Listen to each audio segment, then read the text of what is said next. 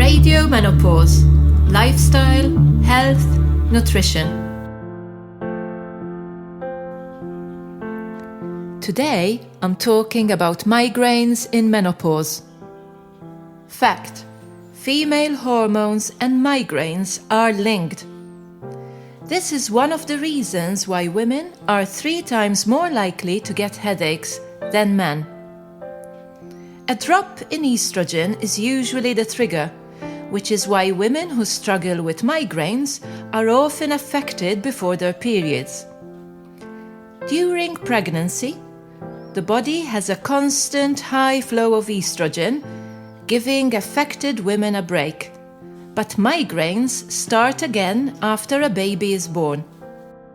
During perimenopause, as hormones swing up and down, some women might experience migraine for the first time.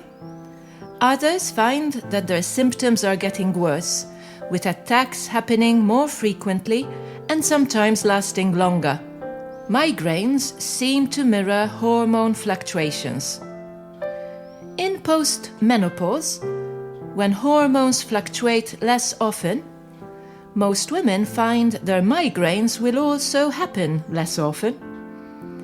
In general, it might take around 3 years after menopause for migraines to settle down.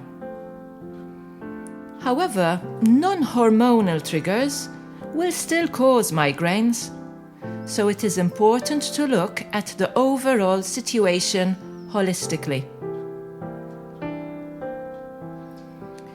If you have struggled with migraines for some time, you might know what your usual migraine triggers are and how to manage one. If you are new to migraines, never just assume they are related to menopause. Speak to your doctor, get familiar with common migraine triggers, and keep a diary. For migraine sufferers, using HRT during perimenopause can make things worse. So, healthy women without migraine auras are better off stopping estrogens from swinging up and down. For example, by using combined hormonal contraceptives until they are 50, instead of using HRT that elevates their estrogen levels. Progesterone-only contraception is recommended for women who get migraine auras. It sounds a bit mystical, but auras is a term used to describe visual disturbances that are usually experienced before migraine head pain starts, and usually last for less than an hour. If you struggle with migraines and are thinking about starting HRT, it's good to know that some preparations, especially tablets, can create hormone fluctuations, which can actually trigger migraines. This tends to happen less with skin preparations, like gels and patches. Skin preparations are also safe for women who struggle with migraine auras. For women who have had a hysterectomy, studies have shown that their migraines get worse. This is because technically, the body is abruptly induced into menopause, sending the body into overdrive trying to compensate. This usually settles over a couple of years. HRT helps especially if the ovaries have been removed as part of the surgery. But hormones are thrown out of balance even if the ovaries are retained.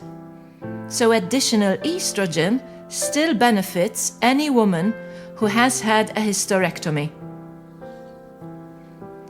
Women considering HRT who have a womb need progesterone as well as estrogen. For progesterone, you might want to consider a hormonal coil, as this can also be used for contraception or to control heavy or painful periods, which is great for women whose migraines are triggered by heavy periods. Because it's local to the womb, very little hormone reaches the blood, so the side effects are usually very few. With vaginal estrogens, which are used for vaginal dryness and as prophylaxis for water infections, some estrogen will get to the bloodstream and might trigger an initial increase in migraines till blood levels eventually settle down.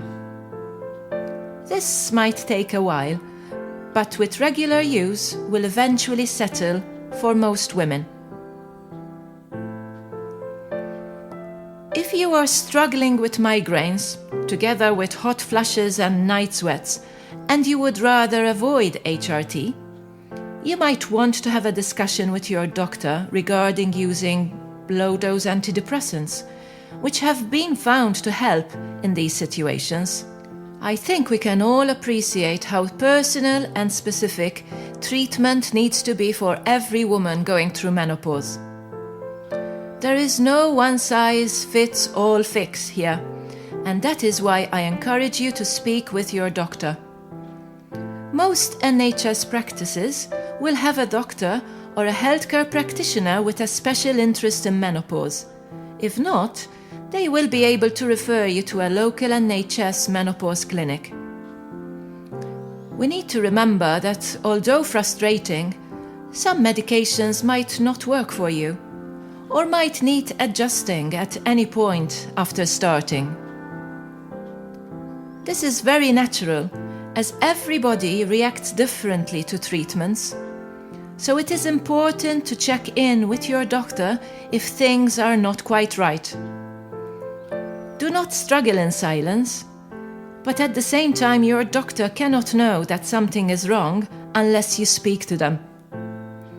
If this cannot happen quickly enough, send your practice an email or fill up a contact form on their website. Apart from medications, there are ways to minimize headaches and migraines. Avoid missing or delaying meals, as dropped sugar levels in the blood is a trigger. Eating fiber and a balanced diet rich in vegetables avoids blood glucose levels from swinging up and down, which is also a migraine trigger. Learning to recognize the patterns and triggers of your migraines is key. Keep a journal to track when headaches occur, what you are doing, eating, or feeling beforehand. This can provide valuable insights into your personal headache triggers. Prioritize sleep, maintain a regular exercise routine, and consider relaxation techniques like meditation or yoga.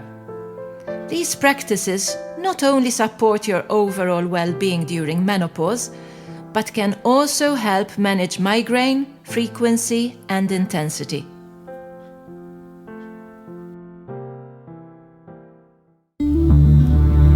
Thanks so much for listening to this episode of Radio Menopause. Make sure you get every episode by hitting the subscribe or follow button on the podcast. I will see you here next time. Goodbye.